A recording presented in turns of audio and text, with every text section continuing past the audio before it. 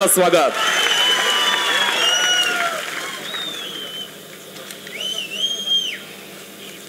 माझे सहकारी आदरणीय पृथ्वीराज बाबा देशमुख आपल्या सगळ्यांचा आशीर्वाद घेऊन या निवडणुकीला उभे असलेले आदरणीय संग्राम देशमुख, या ठिकाणी उपस्थित आमदार महाकोश मल्लिकार्जुन कवडमठ, सतीशराव देशमुख, सर्जेराव नलोडे, शिवाजीराव नगर पाटील, निलेश शेजगुडे, दत्तात्रय दादू सूर्यवंशी, मंचावर उपस्थित सर्व भारतीय जनता पार्टी आणि मित्र पक्षाचे नेते मंडळी आणि उपस्थित सर्व बांधवांनो आणि बहिणींनो, मी ज्यावेळी महाराष्ट्रामध्ये मंत्री होतो त्यावेळी आमच्या सरकारला ज्या आमदारांनी समर्थन दिलं, अपक्ष आमदारांनी, त्यात संपतराव होते। अनेक वेळा त्यांच्याशी माझा अतिशय जवळून संबंधही होता आणि मला आज अतिशय आनंद आहे की संग्रामजीच्या रूपाने एक कष्टकरी विद्यार्थी, उच्च विद्या विभूषित आणि विशेषतः या मतदारसंघाचं भविष्य बदलवण्याची क्षमता असणारा एक तरुण आणि उत्तम उमेदवार आज त्यांच्या रूपाने आपल्या सगळ्यांच्या समोर उभा आहे। आपण त्यांना विजयी करावं म्हणून आवाहन करण्याकरता मी आज आपल्या गावात आलो आहे। खरं म्हणजे दोन गोष्टीचा विशेष रूपाने पश्चिम महाराष्ट्रामधील सातारा, सांगली, कोल्हापूर, सोलापूर या जिल्ह्याशी माझा विशेष रूपाने संबंध आहे। कारण मी ज्यावेळी महाराष्ट्रामध्ये बांधकाम मंत्री होतो त्यावेळी मी महाराष्ट्र राज्य रस्ते विकास मंडळाची स्थापना केली आणि मार्केटमधून पैसा उभा केला आणि त्यावेळी Mumbai Pune express highway, Worli Bandra sea link project, 55 उड्डाणपूल त्या पैशातून बांधले। त्यावेळी मला त्यावेळचे मुख्यमंत्री मनोहर जोशी यांनी मला जबाबदारी दिली की जसा आपण रस्त्याकरता तू पैसा उभा केला तसा सिंचनाचा प्रश्न खूप महत्त्वाचा आहे आणि त्यामुळे आपल्या इथे आपण 5 ठिकाणी सिंचन महामंडळाची स्थापना केली। त्यातलं पश्चिम महाराष्ट्र जे सिंचन महामंडळ तयार झालं होतं, अशी 5 महामंडळ झाली, त्याची रचना, त्याचं स्ट्रक्चर तयार करण्याची संधी मला मिळाली होती। त्या काळामध्ये कामं सुरू झाली, परंतु सांगली भागामध्ये, पश्चिम नागपूरमध्ये, पश्चिम महाराष्ट्रामध्ये अनेक कामं होऊ शकली नाही आणि ज्यावेळी मी भारताचा जलसंवर्धन मंत्री झालो त्यावेळी मी जी कामं 50% जास्त झालेली आहे पण 15 वर्षापासून 10 वर्षापासून बंद आहे, त्या कामाकरता 6000 कोटी रुपये बळीराजा सिंचन योजनेत महाराष्ट्र सरकारला केंद्रातून दिले आणि प्रधानमंत्री सिंचाई योजनेमध्ये पुन्हा 6000 कोटी असे 12000 कोटी दिले। आज मला खूप आनंद झाला कारण आज मी सोलापूर जिल्ह्यातल्या मंगळवेढ्यातून जेव्हा वरतून येत होतो तेव्हा याच्या आधी सांगोल्याच्या नंतर कधी हिरवं दिसतच नव्हतं, पण आज जेव्हा मी आलो त्यावेळी विशेष रूपाने या सांगली जिल्ह्यातल्या दुष्काळी भागामध्ये, सोलापूर जिल्ह्यातल्या दुष्काळी भागामध्ये हे जे टेंभू आणि म्हैसाळ प्रकल्प करण्याकरता जे पैसे त्यावेळी मी माझ्या खात्यातून दिले त्याचे परिणाम मला पाहायला मिळाले, याचा मला मनापासून खूप आनंद झाला। कारण पाणी हाच कळीचा मुद्दा आहे। ज्यावेळी 1947 साली आम्हाला स्वातंत्र्य मिळालं त्यावेळी पंडित जवाहरलाल नेहरू देशाचे प्रधानमंत्री झाले आणि त्यावेळेच्या आर्थिक नीतीमध्ये, नियोजनामध्ये त्यांच्यावर रशियाच्या आर्थिक धोरणाची छाप होती। त्यामुळे विमान वाहतूक सरकारने सुरू केली, रेल्वे सरकारने सुरू केले, वीज प्रकल्प सरकारने सुरू केले आणि आता माझ्या अध्यक्षतेखाली एक कमिटी आहे। एअर इंडियाचा निर्णय करायचा होता, 70,000 कोटी रुपयाचा घाटा। कर्नाटकमध्ये कोलारला सोन्याची खाण टाकली, ती पण घाट्यात। माईन्स घाट्यामध्ये एअरलाइन्स घाट्यामध्ये, पॉवर प्रोजेक्ट घाट्यामध्ये, स्टील इंडस्ट्रीज घाट्यामध्ये, हॉटेल उघडले घाट्यामध्ये. कारण एक गोष्ट खरी आहे की ज्या देशाचा राजा व्यापारी त्या देशाची जनता भिकारी, हे खरी गोष्ट आहे. राजाचं काम नाही आहे धंदा करणार, पण त्यावेळी जे कम्युनिस्ट आणि समाजवादी विचाराचा जो प्रभाव होता त्यातून तो निर्णय झाला.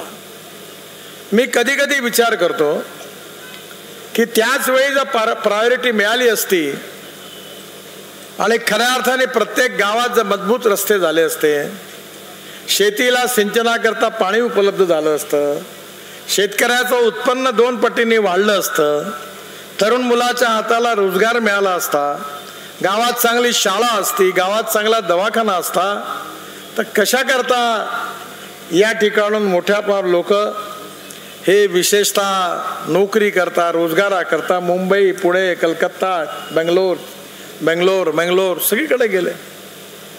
मला नेहमी आश्चर्य वाटतं. मी केरळमध्ये गेलो, तामिळनाडूत गेलो, तुमच्या सांगली जिल्ह्यातले लोक खूप भेटले, बहुतेक सोन्याचं काम करणारे सगळे.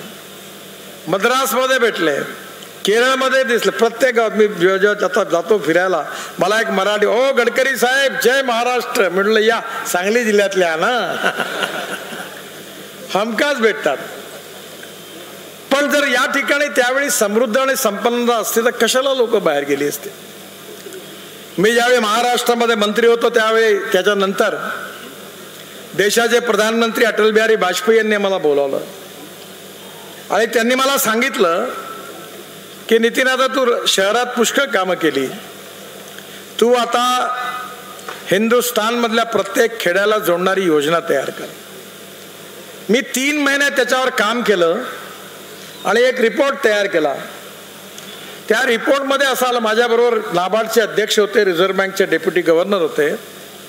त्या रिपोर्टमध्ये लक्षात आलं की जर गावात रस्ते केले तर 1,20,000 कोटी रुपयाचा GDP वाढेल. आणि ज्यावेळी मी हा रिपोर्ट तयार केला आणि अटल बिहारी वाजपेयींना दिला आणि त्यानंतर 1 महिन्याच्या आत त्यावेळेचे राष्ट्रपती डॉक्टर अब्दुल कलाम साहेब यांनी त्या योजनेची घोषणा केली.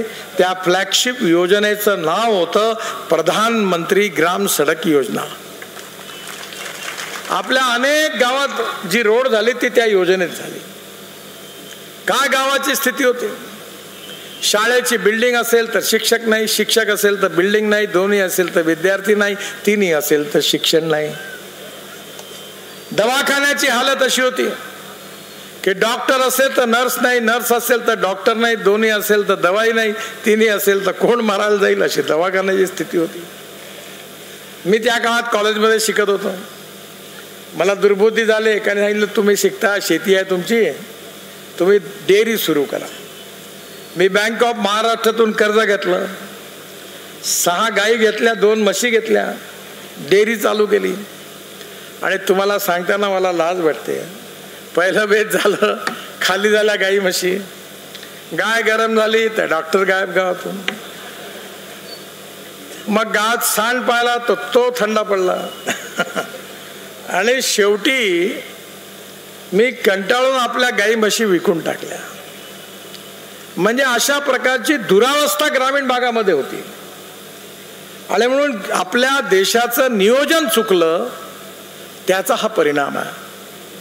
जोपर्यंत गाव गरीब मजदूर आणि शेतकऱ्याचं कल्याण होणार नाही, गाव सुखी समृद्ध आणि संपन्न होणार नाही, गावात चांगली शाळा असणार नाही, गावात चांगला दवाखाना असणार नाही, शेतकऱ्याकरता सिंचनाच्या सुविधा असणार नाही, आणि तोपर्यंत आपल्या देशाचा विकास होऊ शकत नाही. आपण आत्मनिर्भर भारत बनवू शकत नाही. आणि म्हणून मी पण 4 साखर कारखाने चालवतो, पण तुमच्यासारख्या सुखी क्षेत्रात नाही आहे.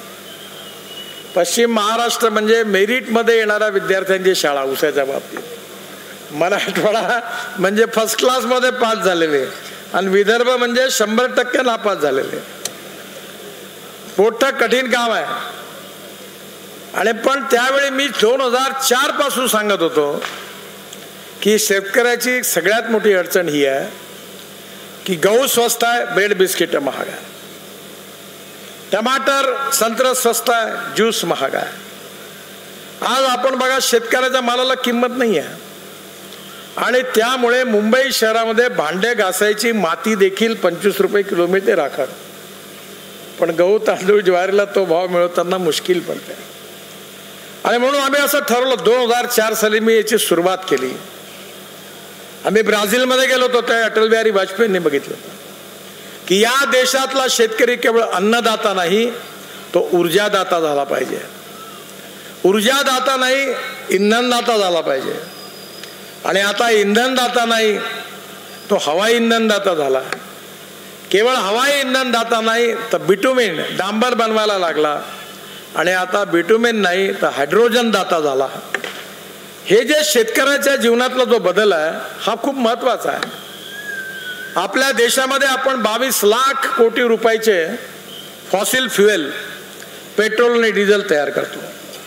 आता मी ट्रान्सपोर्ट मंत्री आहे त्यामुळे अधिकृतपणे घ्या, आणि मी फोकराला मारणारा नेता नाही आहे बरं.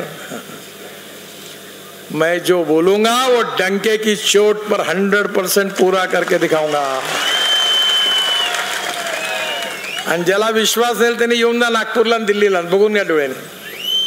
माझ्याकडे इनोवा गाडी आहे टोयोटोची, दिल्लीत आहे, मुंबई नागपुरात आहे. 100% शेतकऱ्यांनी तयार केलेल्या इथेनॉलवर चालते. ती गाडी 20 तयार करते आणि इथेनॉलचा भाव 60 रुपये, पेट्रोलचा भाव 120 रुपये. आणि त्या पेट्रोलच्या ॲव्हरेजमध्ये त्या गाडीची जर तुलना केली तर 25 रुपये लिटर पेट्रोलचा भाव येतो. आणि मला सांगताना आनंद होतोय की पुढल्या 6 महिन्यामध्ये Tata, Mahindra, Toyota, Hyundai, Suzuki, मीच ट्रान्सपोर्ट मंत्री आहे, मी दंडा घेऊनच बसतो, म्हणलं हे खोरो पहिले नाही तुम्ही देखो फिर. आणि आता सगळ्या कंपन्या इथेनॉलवरच्या गाड्या बाजारात आणणार आहे. आणि इंडियन ऑइल महाराष्ट्र, कर्नाटक, तामिळनाडू आणि उत्तर प्रदेश या इथेनॉल उत्पादक क्षेत्रामध्ये 400 पंप इथेनॉलचे सुरू करणार आहे. आणि त्यामुळे शेतकऱ्याला चांगला भाव मिळणार आहे. केवळ एवढंच नाही झालं तर बजाज कंपनीची TVS, बजाज, होंडा, हिरो मीच लॉन्च केल्या मोटरसायकल 100% इथेनॉलवर चालणार आहे. माझी सगळ्या शेतकऱ्याच्या मुलांना विनंती आहे की आता पलीकडे लवकर त्या डीलरला सांगा मला इथेनॉलची गाडी पाहिजे आणि इथेनॉलचे पंप इकडे सुरू करा आणि शेतकऱ्यांनी तयार केलेल्या इथेनॉलवरचीच कार विकत घ्या, नाही तर स्कूटर, मोटरसायकल विकत घ्या, अशी माझी आपल्याला विनंती आहे. या देशातून पेट्रोल हद्दपार झाल्याशिवाय राहणार नाही, मी तुम्हाला विश्वास देतो. मी इलेक्ट्रिकच्या बसेस देशात आणल्या, इलेक्ट्रिकच्या स्कूटर आणल्या. 1.5 कोटी लोक माणूस माणसाला खिचत होता. अमानवीय पद्धत होती, मानवीय शोषण होतं. कारण माणूस आपल्या खांद्यावर जीव घेऊन माणसाला खिचत होता. झारखंडमध्ये, बंगालमध्ये मी 2014ला मंत्री झालो आणि मी सांगितलं की ही प्रथा बंद झाली पाहिजे. मी सगळ्या IITच्या लोकांना बोलवलं, इंजिनियर्सला बोलवलं, ऑटोमोबाईल इंजिनियर्स एक्सपर्टला बोलवलं आणि देशामध्ये मेकॅनाइज ड्रिव्हन ई-रिक्षा आणला, ई कार्ट आणली. आता 100 किलोचं 1 क्विंटलचं पोतं कुणी आपल्या पाठीवर घेत नाही. तर इलेक्ट्रिक ड्रिव्हन ई-रिक्षा आणि ई कार्ट आला आणि 1.5 कोटी लोकांना मानवी शोषणापासून मुक्त झाले. हेच माझ्या आयुष्यातलं सगळ्यात मोठं काम होऊ शकतं. आणि मग येणाऱ्या काळामध्ये 1-2 महिन्यापूर्वी मी पुण्याला आलो होतो बजाज स्कूटरमध्ये. त्यांची मोटरसायकल लॉन्च केली CNG वर. आता आपल्याकडे आपण सिलेंडर विकत घेता, आमचं सरकार आता तुमच्या घरी पाईपलाईननी CNG येणार आहे. काम सुरू झालं आहे सगळ्या महाराष्ट्रात. आणि CNGची पाईपलाईन पंपावरही राहणार आहे. आणि मी जी मोटरसायकल लॉन्च केली बजाज स्कूटरमध्ये, तर राजीव बजाज म्हणून त्याचे मालक आहेत, त्यांनी मला सांगितलं नितिनजी हमारी मोटरसाइकिल जो पेट्रोल पे चलती है उसका 1 किलोमीटर का खर्चा 2 रुपये 25 पैसे आता है, और CNG पर जो स्कूटर चलेगी अभी जो आपने लॉन्च की इसका 1 रुपया खर्चा आएगा पर किलोमीटर.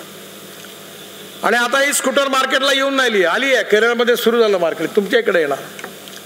पण एवढ्यावर कहाणी संपत नाही. आता प्रेस मड पासून, स्पेंट वॉश पासून, पराठ्या, तुराट्या, ज्वारीची फळं, सोयाबीनचं कुटार याच्यापासून आता CNG तयार करायला सुरुवात झाली. आणि मी तर नागपूर महानगरपालिकेमध्ये स्वतः प्रयोग मी म्हणजे दुसरी कंपनी आणली आणि आम्ही आमचं टॉयलेटचं जे पाणी आहे, तुम्हाला आश्चर्य वाटेल, लोक सगळ्यातूनच पैसा कमवतात, हे उद्योगपती आहेत.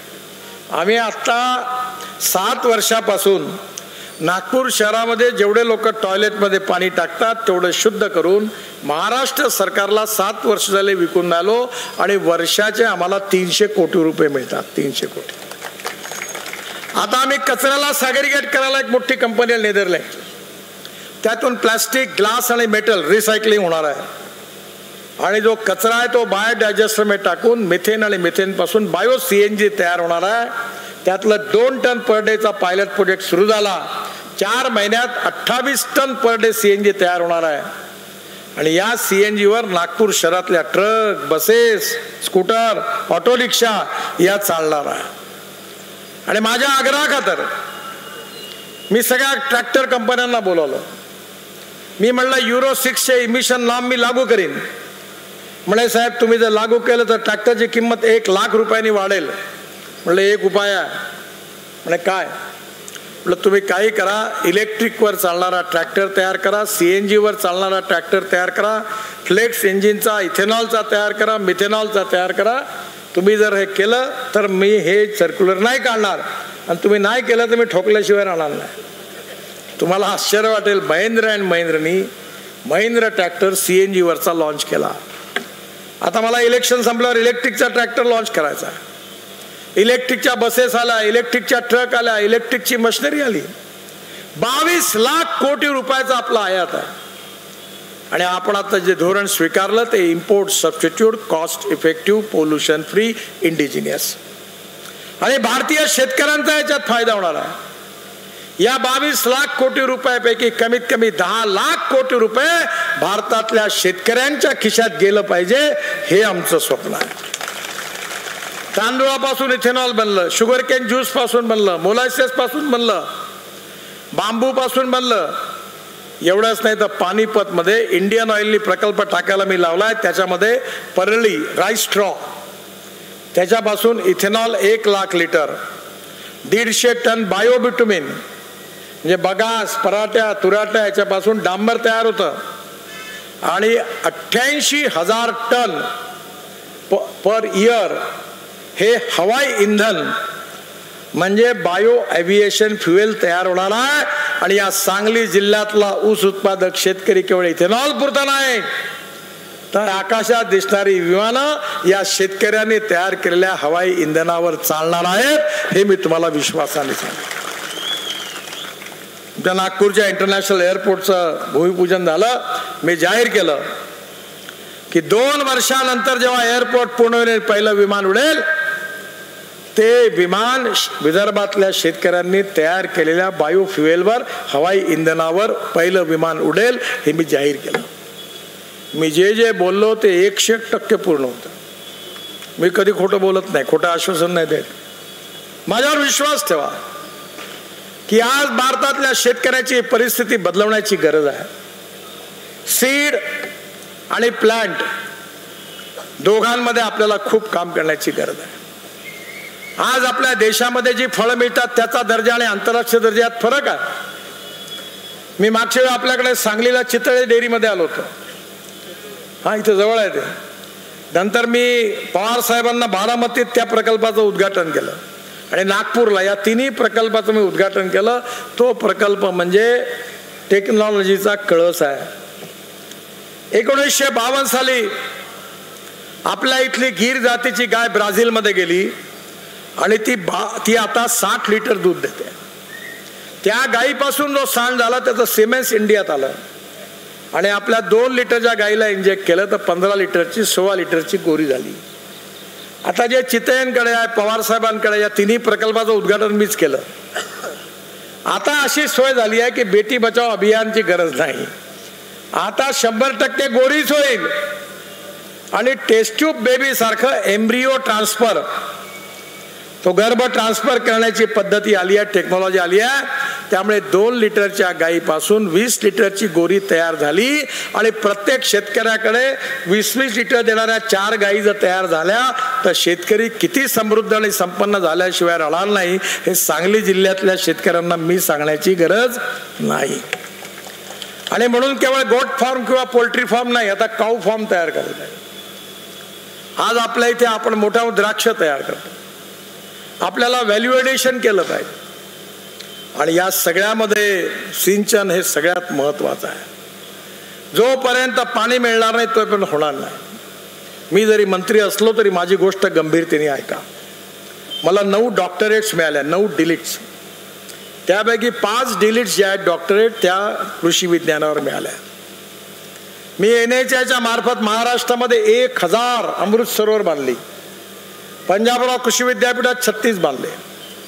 तुमच्याकडे जेव्हा रस्त्याची कामं होतात त्याला माती लागते, मुरुम लागतो. ज्या धरणं अटली तिथली माती काढून रस्त्याला वापरली, तलावातला गाळ काढला, नदी नाल्यांचं खोलीकरण रुंदीकरण केलं आणि त्या ठिकाणी पाण्याची साठवणूक वाढवली. सोपी गोष्ट आहे. धावणाऱ्या पाण्याला चालायला लावा, चालणाऱ्या पाण्याला थांबायला लावा आणि थांबलेल्या पाण्याला जमिनीला प्यायला लावा. गावातलं पाणी गावात, घरातलं पाणी घरात आणि शेतातलं पाणी शेतात, एवढं जर तुम्ही केलं तर जसं तुम्ही नोकरी करत असताना पैसे डिपॉझिट ठेवता आणि मग रिटायर झाल्यावर सगळे पैसे बँकेत फिक्स डिपॉझिट टाकून त्या व्याजावर मग आपण आपलं काम करत असतो मरेपर्यंत, तसं हे आहे. पाणी डिपॉझिट करायला आपण शिकलं पाहिजे. पूर आला की आपल्या गावाचं नुकसान होतं. मी आंध्र प्रदेशमध्ये एक पोलावरम नावाचं 60,000 कोटी रुपयाचं धरण, तिथून गोदावरी आहे, 1300 TMC पाणी समुद्रात वाहून जातं. त्यावेळी मी 49 नदीजोड प्रकल्पाची रचना केली होती आणि एक प्रकल्प होता जे पाणी समुद्रात जातं. हे गोदावरीचं पाणी कृष्णेमध्ये, कृष्णेचं पाणी पेन्नारमध्ये आणि पेन्नारचं पाणी कावेरीमध्ये नेऊन पूर्ण कर्नाटकच्या टेल एंड पासून तर ते तामिळनाडूच्या टेल एंड पर्यंत जाऊन कर्नाटक आणि तामिळनाडूचा पाण्याचा प्रश्न सुटू शकतो, एवढं पाणी आपल्याजवळ आहे. पाण्याची कमी नाही आहे, पाण्याच्या नियोजनाची कमी आहे. आणि म्हणून मला विश्वास आहे की आज ज्या प्रकारे आपला देश बदलतोय, हा देश सुखी झाला पाहिजे, समृद्ध झाला पाहिजे, संपन्न झाला पाहिजे, शक्तिशाली झाला पाहिजे, भयभूक आतंक भ्रष्टाचारापासून मुक्त झाला पाहिजे आणि खऱ्या अर्थाने स्मार्ट शहरं नाही स्मार्ट विलेजेस झाली पाहिजे, हे आमचं स्वप्न आहे. आणि हे जर खऱ्या अर्थाने पूर्ण करायचं असेल तर कुठेतरी योग्य नेतृत्व, योग्य पार्टी आणि योग्य नीती असेल तरच होणार आहे. काँग्रेसने मागच्या निवडणुकीमध्ये प्रचार केला की भारतीय जनता पार्टीला जर 400 जागा मिळाल्या तर बाबासाहेबांचं संविधान बदलणार आहे.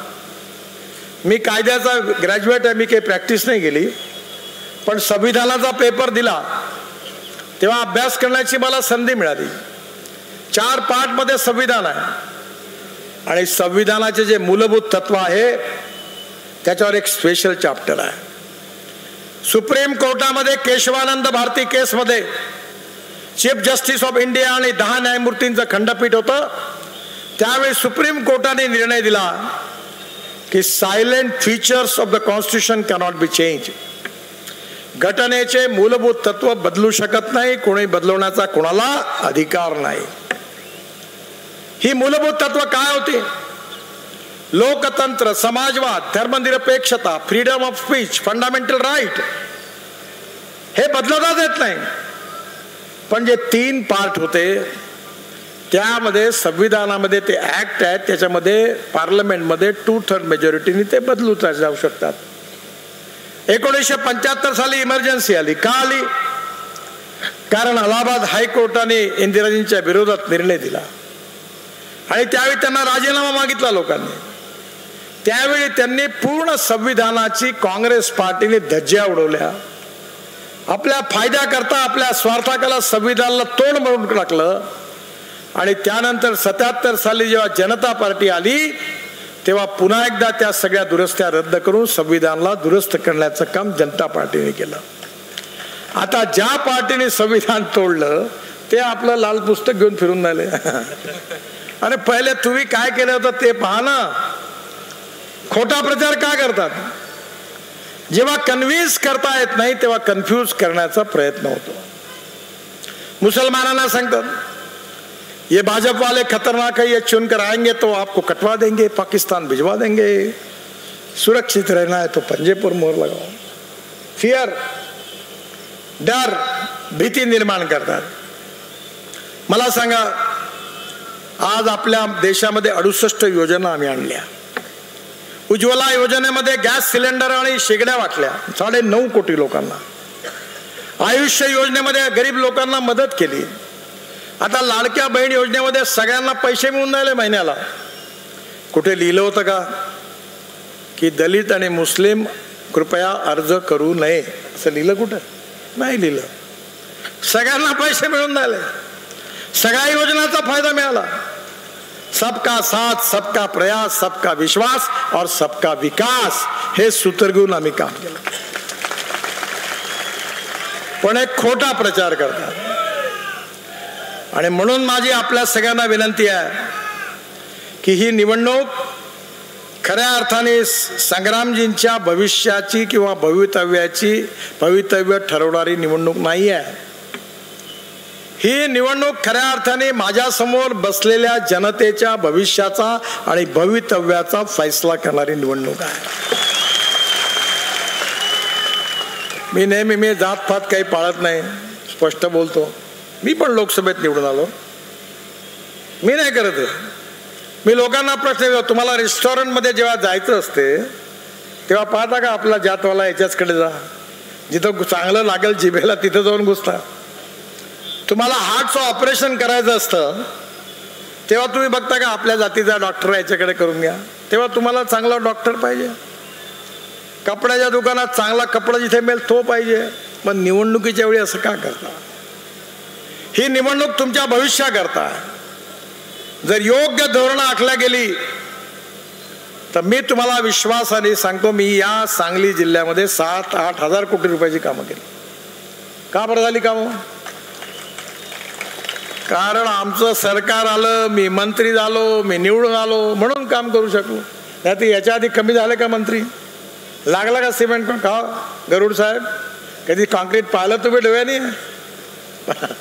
नाही, फक्त आले की बस engineering college, BEd college, DEd college आणि प्राथमिक शाळा. शिक्षकाचा अर्धा पगार तुम्ही, अर्धा पगार आम्ही. आणि रोजगार हवी. आणि पुन्हा तुमच्याकडे आले की बाबासाहेब आंबेडकर, महात्मा फुले, शाहू महाराजांच्या महाराष्ट्रामध्ये काय. आपण कधी छत्रपती शिवाजी महाराजांची जात विचारतो का? आपण कधी बाबासाहेब आंबेडकरांची, महात्मा ज्योतिबा फुले, राजर्षी शाहू महाराजांची जात विचारतो का? आपण कधी तुकाराम महाराज, ज्ञानेश्वर महाराज, एकनाथ महाराज, तुकडोजी महाराज, गजानन महाराज यांची कधी जात विचारतो का? माणूस हा जातीने नाही, माणूस हा गुणांनी मोठा आहे. या समाजातली छुआछूत, अस्पृश्यता, जातीयता समूळ नष्ट करून सामाजिक आणि आर्थिक समानता या देशात निर्माण झाली पाहिजे, हे खऱ्या अर्थाने आपल्या सगळ्यांचं स्वप्न आहे. आणि हे भाषणातून नाही, हे आपल्या व्यवहारातून करणाऱ्या नेत्यांची गरज आहे. आणि म्हणून मी आपल्याला विनंती करण्याकरता आलो. माझं हेलिकॉप्टर अजून 5 मिनिटं झाले तर उडणार नाही. मला खूप काही बोलायचं होतं पण आज वेळ कमी आहे, कारण मला इचलकरंजीला उतरायचं आहे, तिथली सभा आहे.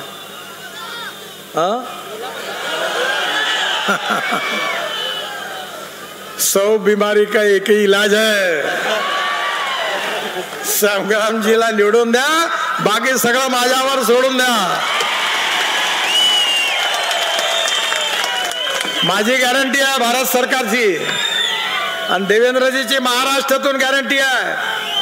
सांगली जिल्ह्याच्या विकासाची बुलेट ट्रेन दुप्पट गतीने धावल्याशिवाय राहणार नाही. आणि म्हणून तुम्ही सगळेजण संग्राम देशमुख यांना त्यांचा दांडगा जनसंपर्क आहे, त्यांना प्रचंड मताने विजयी करा आणि आपली सेवा करण्याची संधी द्या अशी विनंती करतो. आणि पुन्हा एकदा माझ्यावर जोरात म्हणा, भारत माता की, भारत माता की, भारत माता की. धन्यवाद, नमस्कार. विधानसभा निवडणुकीच्या गडकरी साहेब एक मिनिट, तुमच्या महत्वाचा पक्ष प्रवेश आपण इथे घेतोय. काँग्रेसमध्ये आपले ऍडव्होकेट सूर्यजित माननीय